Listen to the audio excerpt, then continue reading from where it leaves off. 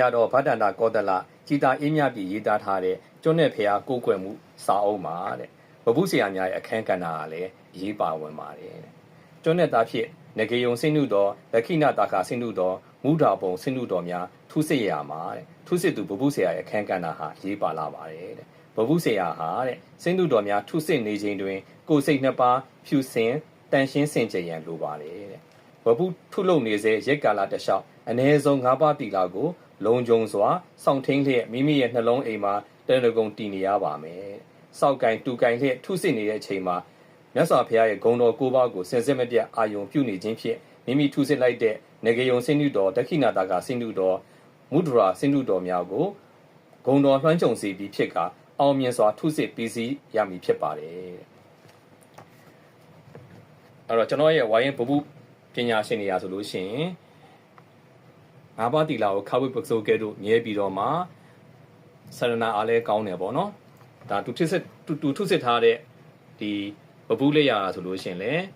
အရန်ကိုအသက်ဝင်တာတွေ့ရှိရပါတယ်မူဒရာပုံစံမျိုးမျိုး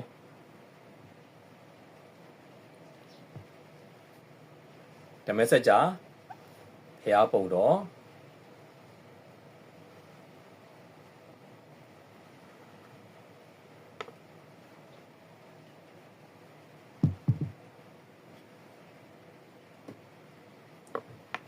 အောင်တော်မူဖေဟာညနေတော်ဆိုမှကြည်ရန်ဟိုเนาะကြည်ညိုကောင်းတာ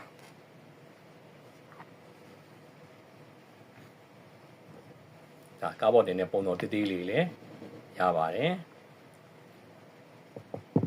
အဲ့ဒါအပြင်ကျွန်းနဲ့ပတိတွေကျွန်းနဲ့လက်ပတ်တွေ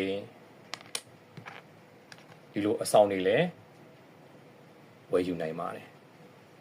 မှာယူခြင်းနဲ့ဆိုရင်တော့မြမိတ်တမြန်မာမှုအမှုပညာရဲ့ Facebook page TikTok page မှာရှိတဲ့ Messenger သို့မဟုတ်394 446 369564 399 9899 44956ကိုဆက်သွယ်မှာယူနိုင်ပါတယ်ခင်ဗျာအထူးကျေးဇူးတင်ပါတယ်